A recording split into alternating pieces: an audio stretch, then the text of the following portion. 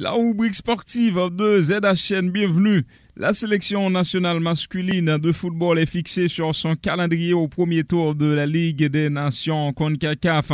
Elle s'élancera le samedi 4 juin prochain face aux îles Bermudes avant d'enchaîner 3 jours plus tard par la réception de Montserrat et en déplacement le 11 juin en Guyane anglaise. Les poulains de Pierre Jean-Jacques affrontent par la suite ses 3 adversaires. La Guyane anglaise le 14 juin 2022, Montserrat le 25 mars 2023 en déplacement et Bermude à domicile le 28 mars 2023. La compétition arrive à terme en juillet 2023. Les vainqueurs des groupes se qualifieront pour la prochaine édition de la Gold Cup prévue en 2023 et accéderont en Ligue A. Football européen, le FC Barcelone s'est contenté d'un match nul de son déplacement à Francfort ce jeudi pour le compte des quarts de finale aller de la Ligue Europa. Le Barça disputera sa qualification pour les demi-finales au Camp Nou dans une semaine. 3 autres rencontres étaient au menu des premières manches des quarts de finale de la C3 ce jeudi.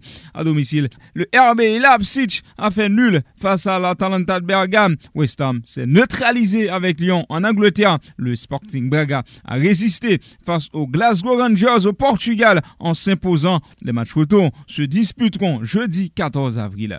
Les quarts de finale aller de la Ligue des Champions ont pris fin mercredi. Voici les résultats. Chelsea Real Madrid 1-3, Villarreal Bayern Munich 1-0. Karim Benzema a sorti une nouvelle performance incroyable, auteur d'un triplé au tour précédent pour éliminer pratiquement à lui seul le Paris Saint-Germain. La superstar française a remis ça à Londres en terrassant la défense des Blues par un hat-trick magnifique. Benzema survole la Ligue des Champions cette année avec 11 buts en 8 matchs.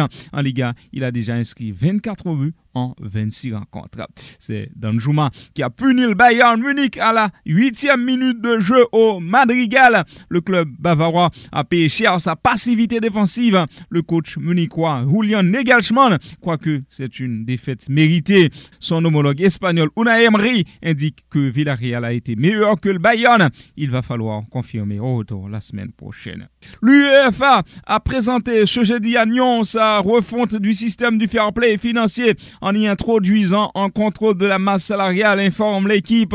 La principale innovation va être l'introduction d'un contrôle du coût des équipes, mis en œuvre progressivement pour éviter l'envol des salaires, a indiqué à la presse le président de l'instance, Alexander Seferin. Concrètement, les clubs devront limiter les émoluments de leurs joueurs et entraîneurs, les indemnités de transfert et les commissions d'agents à 70% de leurs revenus à partir de la saison 2025-2026. C'est désormais moins strict pour les clubs, ce qui pourrait donner des idées au PSG dans son opération de convaincre Kylian Mbappé de prolonger. NBA, Kevin Durant a illuminé le derby de New York hier soir en claquant 32 points, 10 rebonds et 11 passes pour conduire Brooklyn Nets à la victoire contre les New York Knicks 110-98.